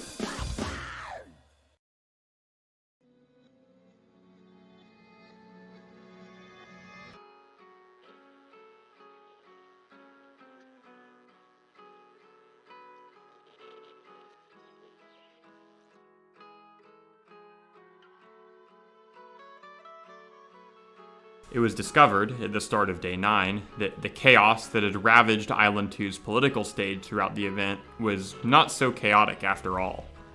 A group dubbed the Conspiracy, led by Fluixon, had orchestrated things like the Day 4 assassination, Aperion's domestic revolution, and Day 5's fraudulent conviction of Saparata, to make Island 2 work towards complete unification, which Fluixon had been the chief proponent of at the Day 2 meeting. Fluixon had been able to escape the Island 2 armies and found refuge where else but Infernus. Infernus and Fluixon both demanded a fair trial for their crimes. The rest of the server had already made their verdict and were ready to execute the death penalty. The Southern Alliance, of course, didn't require its members to participate in the war. Not all of them did. Some, like History and Yedun, decided to serve alongside the Blue Cross humanitarian group, and others, like Larold and Ocho, chose to altogether stay home. For the members that did fight, though, the alignment was the same: to defend Infernus and their allies. There are many reasons the Southern Alliance... Interesting. That is very interesting. While the leadership agreed not to, unite in a military effort with the rest of the leaders of the northern island of Island 2, and also they were in the meetings with Emperor Spood and Saparada in trying to find a new way to avoid conflict. And now the people of the Southern Alliance have decided that they're going to be supporting Infernus. That's very interesting. The leadership goes this way while the people go that way. Interesting. It might have stood alongside Infernus. Perhaps it was because it was the same side as the Covenant Peacekeepers, who the South remained sympathetic to after the Desperation Defense Pact fractured. Perhaps it was because it was hard to look at Infernus, a nation who was cast aside, thrown on trial, and put in the sights of an uneasy justice, all by neighbors seeking unrestricted access to the resources of their homeland, and not to see a mirage of the Southern Islands staring back. You see a part of yourself in them. But perhaps most of all, it was because Tricolor, Luminara, Aperion, and the remainder of the northern nations were on the attacking side. Nations which had devastated our ecosystem, threatened to level our civilizations, and despite the diplomatic discussions of the later days, never offered anything resembling remorse. Despite the trade and the treaties, it still felt like the North was concerned with how the southern island could be assimilated into their service. The assimilation had just shifted from warfare to words. The Battle of Infernus presented us an opportunity, finally, to force the North to confront us face to face. 5 days ago, it was unclear if anyone on the North Island thought that life in the South might actually exist. Now, it was time to show them just how vital the southern island really was. Yeah, but after this conflict, those that have survived it, especially from the northern island nations of Island 2, they might want to have revenge against those who are part of the Southern Alliance who joined Infernus in fighting against the coalition of Island 1 and Island 2 nations against Infernus. They might want to have revenge against the Southern Alliance.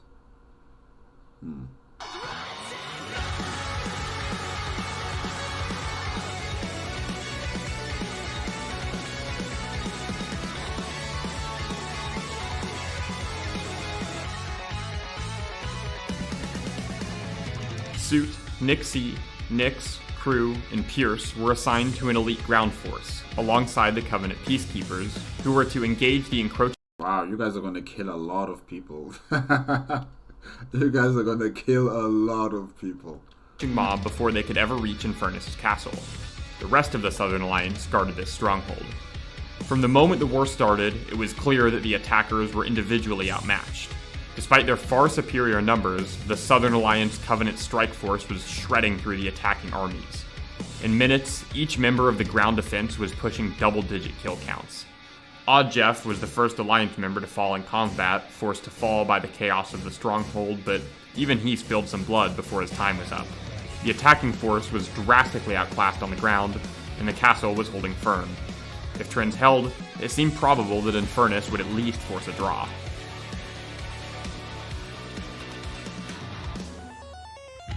We lost Spinelius to the explosion in the castle. With the defenders' oh my gosh. Central base breached and compromised, Infernus and their allies began to disperse. Now in disorder, more of the defense began to fall. Smogger was picked off by a fishing rod on the bridge, Doodle was knocked into the flames, Omega, Ribeye, and Roe were bested in sword fights.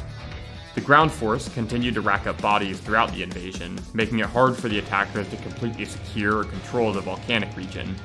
But, unfortunately, this region hardly mattered. In the post-explosion chaos, Fluixon had been forced to flee. Not long after, the chat flashed with a red message that felt a bit more striking than the rest. The defense had been bested in their chief objective. The attackers had succeeded in their extrajudicial vengeance. The fires of the battlefield had not been extinguished yet. The members of the Southern Alliance that served in the ground force had held their ground well, a bit too well, and now the arrow of revenge sent mobs of attackers after them. Nix was finally bested by the crowd. The Blue Cross gave up on their mission, and many of their medics joined the ranks of the pursuit. History had been desperately searching to find the remaining Alliance members to escort them to a safe surrender, their kill counts continuing to skyrocket in the background. He eventually found Camilla, and the two of them soon after found Crew. The sea of diamond armor chasing Suit roared past the trio, and Camilla pursued, hoping to protect Suit. A couple minutes later, Camilla fell. Suit defended himself long enough to stand alive when the server closed for the day. Nixie, Pierce, and the joint party of History and Crew also survived. The Southern Alliance ended with more than 70 confirmed kills, hand in hand with the Covenant's peacekeepers for the highest tally on the server. The Southern Alliance had commanded respect, now cemented as one of the most powerful and preeminent groups in the server. But as the sun set on day 10, this victory hardly quelled the heavy silence. Our friends had died. The war was over. And we had lost.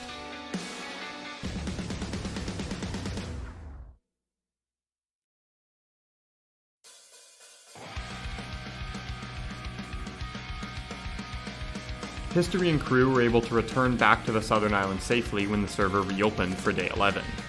They were greeted by a cherry-decorated dock, which was meant to welcome visitors to the Cultural Exchange Festival that never ended up happening. They were brought into the new Dawn Castle by DTYN, who led them to a banquet hall where they could celebrate with all the survivors.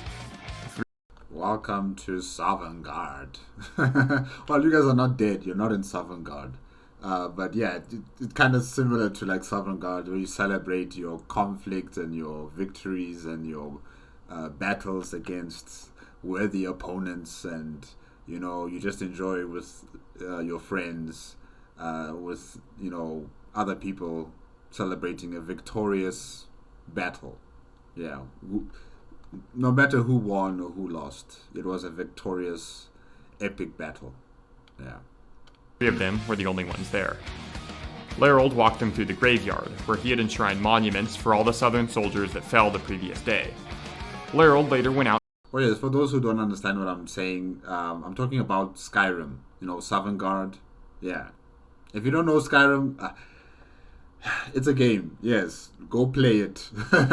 Go play the game Skyrim. You'll understand everything that I'm trying to say here. Yes.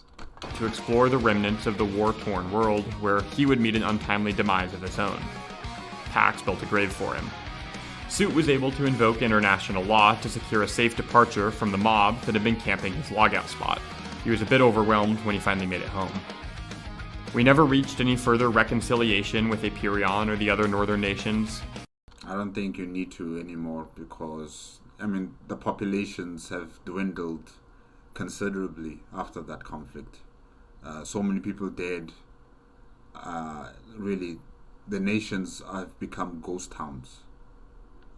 So who are you going to negotiate with? Who are you going to talk to about reparations? About anything, really. The depopulation of both islands was extensive. Yeah. We didn't get around to patching up the holes in the beach. We never cleaned up the floating leaves. If you've made it through an hour of my voice, I hope you'll sit with me through a quick rant for just a little bit longer. It might not be a total surprise to know that I'm interested in philosophy outside of this event as well. I even wrote a 300-page book about postmodernism as it applies to Minecraft and the Ish experiment, which is linked in the description, just in case anyone really hates using their time on anything productive. Wow, okay, I might want to take a look at that. The main thinkers I cite throughout the book are Giles Deleuze and Felix Guattari, who, TLDR, thought everything was a machine, and that these machines were constantly being tossed around, connected and disconnected with one another, rearranged by the flows of desire that ran through them.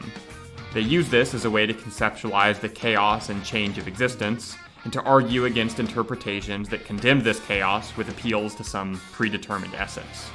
Instead, Deleuze and Guattari recommended that we don't disparage these imperfect assemblages, or restrain their productions in the name of an overarching ideal, but that we affirm them, that we inhabit their circuits and connect, create, respond, transform these machines, and let them transform us. Nobody in the Southern Alliance was a Deleuze and Guattari reader, as far as I know. I didn't even fully understand them until a couple months after the event. And yet, there was something about the Alliance that seemed profoundly Deleuze-Guattarian. The Southern Alliance's story didn't have a happy ending in any conventional sense. Our international tensions were never resolved, our environment was never restored, our final stand was a loss. I died. But the Southern Alliance's story was perhaps defined by this lack of resolution, this insecurity, this incompleteness from start to finish. At every moment, there were 1,000 little problems, minor crises, tiny needles poking out from every direction. And more than that, the Southern Alliance was defined by their response to this incompleteness. This server was abundant, as we saw on Island 1, with the North, and with the beta of the earlier days, players who looked at their incompleteness as a lack to fill, a wound to blame, an error to be corrected and overcome. But the Southern Alliance felt different. It was more like the Southern Island took this incompleteness as its own, found a little of this incompleteness in itself, recognized itself as the chaos outside of and irreducible to the structuring demands of the experiment, and worked to make this chaos grow.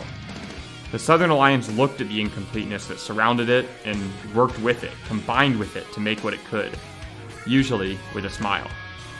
The different pieces of the Southern Alliance's story remain scattered about in disarray. They were not unique in this.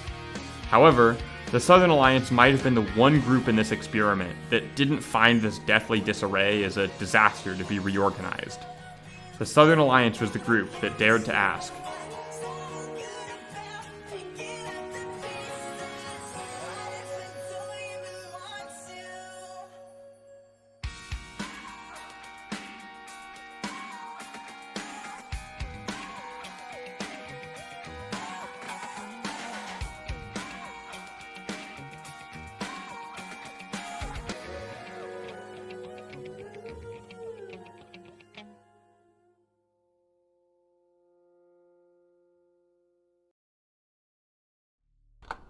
Alright guys, that's it with To a New Tomorrow, the story of the Southern Alliance in Ishes Season 2.5, made on the FKM Productions YouTube channel. And you'll also be able to find this video on the Crayfish in Brazil playlist, compiled playlist on Ishes Rich and Poor Experiment, Season 2.5, yes. In terms of the Southern Alliance not completing its objectives, its missions, you know, all nations experience something like this. You know, sometimes they don't get the time or the space to achieve the goals that they've set for themselves. You know, many nations on Island 1 and Island 2 also were never able to complete many of the things that they've wanted to do. And there's various reasons why. And, you know, the Southern Alliance, with their small population, they were able to achieve a lot. They were truly able to achieve a lot. Not only getting recognized by other international nations across Island 2 and Island 1, but also, you know, with their own self-development, building their places of, you know, civic participation, or you know, homes or any other form of infrastructure that is required for networking and combining and connecting the Southern Alliance together through a lot of infrastructure build and, you know, communication amongst all the members of this society. So they've achieved a lot, and it's good that Beta let go of his philosophical, you know, political or societal change initiative. It's good that he let it go and that he focused on his people and he focused on the Southern Alliance, because, like I stated before, he became a leader of his people, and since he's part of the leadership, he has responsibilities and he has to keep his people, you know, at the forefront of his activities. And that's what he did eventually. It took time, but eventually he realized that, you know, I can't be dilly-dallying on business that does not belong to me, essentially, you know, and I should focus on my people. And that's what he did. Yes, it is unfortunate that he died so early in the event due to, you know, a mistake. And yeah, it was sad that, you know, he left so soon. But like I've stated before, he multiplied. His teachings, his experiences, his contributions have rubbed off on the other members of the council and the entire society at large in the Southern Alliance. And, you know, it helped them to continue to endure until the last days of the event. And it is interesting, like I stated before, that, you know, the leadership of the Southern Alliance, you know, did not want to join a defensive pact with the rest of the Island 2 nations. They also were in the discussions and the talks related to, you know, the Blue Cross meetings with Infernus and, you know, everybody else discussing about the Netherite. And they were also participating in Empress Spood and his negotiations on how to avoid any sort of conflict. But when that conflict came to the fore, the people of the Southern Alliance, whoever they may have been, individually decided that they were going to join the conflict, you know, and they would join the side that they believed needed the support, and that was Infernus. That was quite an interesting development right there, you know, how the people went one side and the leadership went the other side. And yeah, a lot of them died in that conflict. And they already had a very small population to begin with. So losing so many people in that conflict, it must have been, you know, a really serious problem, I think, because the population is so small, and many of the buildings that have been built there have been occupied by those people who have passed away in that conflict. And now that they're gone, you know, it's empty, it's vacant. Just like many of the other civilizations across Island 1 and Island 2, many of the settlements have become ghost towns after such a large conflict. So yeah, it is a bit sad how everything has ended on Island 1 and Island 2, in my point of view. You know, having so many people now, all that is left is a couple hundred on both islands, you know. So yeah, that is something to be noted as well. In terms of Beta, History Inc. and Autopass, you know, being the founders of making this new nation that is going to be conceived in the southern island, you know, how it all started, how it all began with them, is also very important and interesting. In fact, I'm actually quite impressed that, you know, the Southern Alliance went off without any hiccup, really. You know, when everybody joined into the meeting to decide on how they were going to create their new nation, there wasn't really any infighting, there wasn't any sort of arguments.